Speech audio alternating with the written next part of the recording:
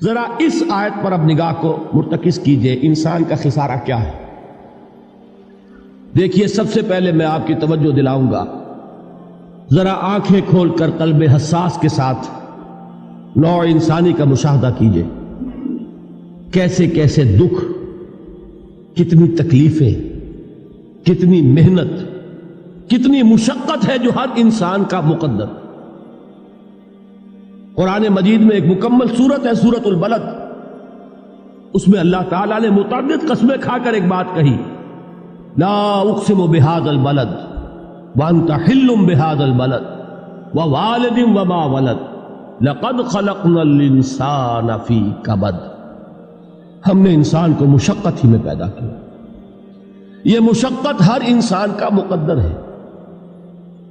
لوگ گھروں کو چھوڑ کر آئے ہوئے ہیں، کہاں کہاں انسان جاتا ہے، یہ اس دنیا میں محنت اور مشقت۔ ہاں ایک مغالطہ ہو جاتا ہے کہ شاید یہ محلوں میں رہنے والے جو ہیں انہیں کوئی مشقت نہیں، انہیں کوئی دکھ نہیں، حالانکہ حقیقت یہ نہیں ہے۔ جو جتنا امیر ہے آپ دیکھیں گے اس کی جسمانی مشقت کم ہے، ذہنی کوفت زیادہ ہے۔ ٹرینکولائزرز کی انہیں ضرورت پڑتی ہے، انہیں سیڈیٹیوز چاہیے، خواب آور دوائیں مزدور کو نہیں کبھی ضرورت پڑے گی۔ وہ 8 گھنٹے کی محنت کرنے کے بعد احساس ہوتا ہے کہ وہ صبح ہی کی خبر لے گا۔ اور یہ وہ لوگ ہیں کہ جن کو ہپنوٹکس، خواب آور دوائیاں، سیڈیٹیوز، مسکن ادویات، یہ سارا لیبلیم اور یہ ویلیم اور یہ فلاں اور یہ فلاں، یہ کن کے ہاں جاتے ہیں؟ ذہنی سکون اور اطمینان انسان کو حاصل نہیں۔ کسی کی جسمانی مشقت ہے، کسی کی ذہنی مشقت۔ میں آپ کو یاد دلانا چاہتا ہوں مہاتما گوتم بدھ کا معاملہ۔ 30 برس کی عمر میں کپل وستو کا شہزادہ محل کو چھوڑ کر نکل گیا، جوان بیوی کو سوتا ہوا چھوڑ کر گیا، شیر خوار بچے کو چھوڑ کر گیا۔ راجدھانی میں رہنے والا محل کا باسی، جسے یہ معلوم ہے کہ باپ کے بعد مجھے یہ سلطنت ملنے والی ہے، کیوں گیا؟ کبھی کبھی آپ نے سوچا؟ اس نے انسان کے غم اور دکھ کا مشاہدہ کیا۔ اس نے دیکھا کوئی اندھا ہے، ٹھوکر کھا کر گر رہا، کوئی والدین کھڑے ہوئے رو رہے ہیں اور ان کی نگاہوں کے سامنے ان کا نہایت محبوب بچہ دم توڑ رہا ہے اور وہ کچھ نہیں کر سکتا۔ اس نے سوچا یہ صدمہ کیوں ہے انسان کا، یہ دکھ اس کا مقدر کیوں ہے؟ اس صدمے سے، اس دکھ سے نجات پانے کی بھی کوئی شکل ہے کہ نہیں؟ انسانوں کی ایک عظیم اکثریت، شاہ ولی اللہ دہلوی رحمۃ اللہ علیہ کے الفاظ ہیں کہ وہ لڈو اونٹ اور کولو کا بیل بن کر زندگی بسر کرتی ہے۔ جو 8 گھنٹے تک اینٹیں ڈھو رہا ہو، اس شخص کا تصور کیجیے آپ، وہ واقعی انسان ہے یا حیوان بن گیا ہے؟ اور 8 گھنٹے کی اس محنت کے بعد بھی ہو سکتا ہے کہ 2 وقت کی روٹی اسے پوری نہ ملے۔ اور یہ تو ہو سکتا ہے، نہیں ہوتا ہے کہ اگر بچہ بیمار پڑ گیا ہے تو شاید کوئی برتن بیچے بغیر اس کی دوا کا سامان نہ کر سکے۔ ایسا شخص کتنے بوجھوں تلا دبا ہوا ہے، کتنی مشقت کے اندر پسا ہوا ہے۔ لڈو اونٹ اور کولو کا بیل، انسانوں کی عظیم اکثریت اس سطح پر زندگی بسر کرتی ہے۔ لیکن آپ کو معلوم ہے کہ کولو کے بیل کے لیے مشقت ہی مشقت ہے، اس کے احساسات یہ نہیں ہیں جو کہ ان سے انسان کو جو صدمہ پہنچتا ہے۔ ایک بیل کو اس سے کوئی غرض نہیں کہ اس کا کوئی بچہ بھی تھا کہ نہیں تھا، اس کو کوئی بخار ہوا ہے یا کیا ہوا ہے، اس صدمے سے وہ بیل بچا ہوا ہے۔ گھوڑے کو کوئی پتہ نہیں کہ میرا بھی کوئی اولاد میری ہے یا نہیں ہے اور مجھے اس کا کوئی صدمہ ہے یا دکھ ہے، کوئی پتہ نہیں۔ لیکن انسان کا معاملہ یہ ہے کہ والدین کو جو جو دکھ دیکھنے پڑتے ہیں اپنے بچوں کے لیے، اپنی اولاد کے لیے۔ رات کی نیند ہے حرام ہے اس لیے کہ بچہ بخار میں تپ رہا ہے یا درد سے تڑپ رہا ہے، لہذا نہ ماں سو سکتی ہے نہ باپ سو سکتا۔ میں نے ایک موقع پر دیکھا، لاہور میں کیروسین آئل، اس زمانے میں ابھی سوئی گیس نہیں آئی تھی اور اکثر و بیشتر جو ہے یہی مٹی کا تیل جو ہے ایندھن کے طور پر استعمال ہوتا تھا، اس کی شارٹیج ہو گئی تھی۔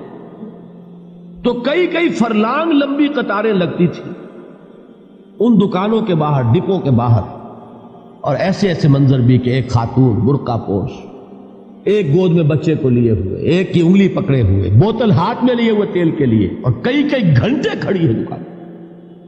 یہ مشقت انسان جھیلتا ہے کہ نہیں؟ غالب نے اس کا نقشہ کھینچا ہے کہ رنج سے خوگر ہوا انسان تو مٹ جاتا ہے رنج. مشکلیں اتنی پڑی مجھ پر کہ آسان ہو. ہم بھول جاتے ہیں، ورنہ واقعہ یہ کہ قلب حساس ہو اگر اور قید حیات و بند غم اصل میں دونوں ایک ہیں. موت سے پہلے آدمی غم سے نجات پائے کیوں. اچھا یہ تو ہوا لقد خلقنا الانسان فی کبد. حیوانات کا معاملہ ایک اور اعتبار سے آسان ہے.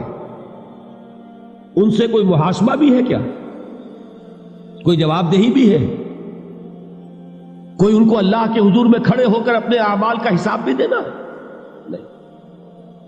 انسان کی یہ ٹریجڈی ہے، یہ المیہ ہے انسان. اس کو بھی قرآن مجید کی ایک سورت میں قسمیں کھا کر اذا السماء انشقت، اس کے بعد کیا فرمایا؟ یا ایھا الانسان انک کادح الی ربک کدحا فملاقیہ. اے انسان، تیرا المیہ، تیری ٹریجڈی اس سے کہیں بڑھ کر ہے. تجھے صدمے پر صدمے جھیلتے ہوئے، مشقت پر مشقت برداشت کرتے ہوئے ایک روز اپنے رب کے حضور میں بھی کھڑا ہوگا، جواب دہی بھی کرنی. اس دن کے حساب سے، اس دن کے احساس سے جو بڑے بڑے ہماری امت کے عظیم جو گلے سرسبد ہیں، ان کا یہ حال آپ نے پڑھا ہوگا. حضرت ابوبکر صدیق رضی اللہ تعالی عنہ وہ ایک عجیب کیف کے عالم میں فرمایا کرتے تھے، کاش میں درختوں پر چہچہاتی ہوئی چڑیا ہوتا جس سے حساب کتاب نہیں ہو. کاش کہ میں گھاس کا تنکا ہوتا جو آج ہے اور کل آگ میں جلا دیا جاتا، ختم ہو جاتا. اس سے محاسبہ کوئی نہیں. وہ جس کے احساس سے کہ حضرت عمر جو ہے اپنے انتقال کے وقت سخت بے چین تھے. ان کے بیٹے حضرت عبداللہ ابن عمر رضی اللہ تعالی عنہما نے ان کا سر جو ہے وہ اپنے زانوں پر رکھ لیا تو کہا نیچے ڈال دو. ایک عجیب بے کلی اور بے چینی. انہوں نے کہا ابا جان آپ کیوں پریشان ہیں؟ آپ تو عشرہ مبشرہ میں سے، آپ کو تو اللہ تعالیٰ نے جنت کی بشارت حضور کے ذریعے سے اس دنیا میں دی. حضرت عمر فرماتے ہیں کہ خدا کی قسم اگر قیامت کے دن عمر برابر سرابر پر چھوٹ گیا تو بہت بڑی کامیابی تصور. یہ احساس جن کو ہوتا. حضرت علی کا حال کیا ہوتا ہے؟ ابھی جو آپ نے حافظ صاحب سے سنا، یہ حضرت علی کا معاملہ ہے کہ ایک تیر پیوست ہو گیا تھا، کسی طرح نکل نہیں رہا تھا. حضرت علی نے فرمایا کہ اچھا چھوڑو مجھے، میں نماز کی نیت باندھتا ہوں. نماز کی نیت پڑھتے تھے تو لرزتے تھے، کانپتے تھے. کس کے سامنے کھڑا ہوں اور کس کے سامنے مجھے ایک دن جواب دہی کے لیے کھڑا ہونا ہوگا. لن تزولا قدم ابن آدم، حضور نے خبر دی ہے ابن آدم کے قدم ہل نہیں سکیں گے. جیسے مجرم کھڑا ہوتا ہے کٹہرے کے اندر، اس کٹہرے میں سے ہل نہیں سکو گے حتی یسأل عن خمس، جب تک کہ 5 چیزوں کا حساب نہ لے لیا جائے. وہ 5 چیزیں کیا ہے؟ کان کھول کر سنیے. عن عمرہ فیما افناہ، عمر کا حساب دو. یہ 80 برس اور 70 برس ہم نے تمہیں دنیا میں دیے، کہاں ضائع کیے؟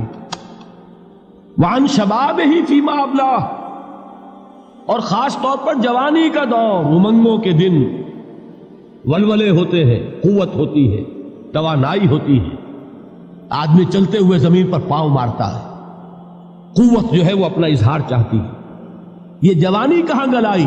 حساب دو، ایک ایک لمحے کا حساب دو. وَعَن مَالِهِ مِنْ أَيْنَ اكْتَسَبَهُ وَفِيمَا أَنْفَقَهُ، ایک ایک پائی کا حساب دو. مال کا کہاں سے کمایا تھا، حلال سے کہ حرام سے، اور کہاں خرچ کیا تھا، گل چھروں میں، عیاشیوں میں، یا نیکی کے کاموں میں، ادائے حقوق اللہ کے دین کے لیے. 4 سوال ہو گئے. 2 زندگی کے بارے میں، ایک زندگی پوری بحیثیت مجموعی کہاں کس کام میں لگائی، اور خاص طور پر شباب کا دور کہاں لگایا. 2 سوال مال کے بارے میں، کمایا کہاں سے، حلال سے کہ حرام سے، جائز سے کہ ناجائز سے، خرچ کہاں کیا. اور آخری سوال وَعَمَّا عَمِلَ فِيمَا عَلِمَ، جو علم حاصل کیا تھا اس میں عمل کتنا کیا. علم کے انبار لگاتے چلے گئے اور عمل کے آغاز کی بھی نوبت نہ آئی. یہ علم جو ہے یہ اس روز سب سے بڑا وبال بن جائے گا. اتنا علم اور عمل کچھ نہیں، بجائے کہ کریڈٹ کا ذریعہ بنے یہ الٹا ڈیبٹ کا کھاتا بن جائے. یہ جواب دہی کا احساس ہے کہ جس کی وجہ سے انسان کی ٹریجڈی جو ہے وہ دوہری ہے. کوئی حیوان اتنے بوجھ تلے نہیں. مشقت کی، محنت کی، اس زندگی میں ختم ہوئے، اس کے بعد کوئی محاسبہ نہیں. اس کو بھی غالب نے خوب کہا ہے کہ اب تو گھبرا کے یہ کہتے ہیں کہ مر جائیں گے، اور مر کے بھی چین نہ پایا تو کدھر جائیں. یہ ہے وہ ہیومن ٹریجڈی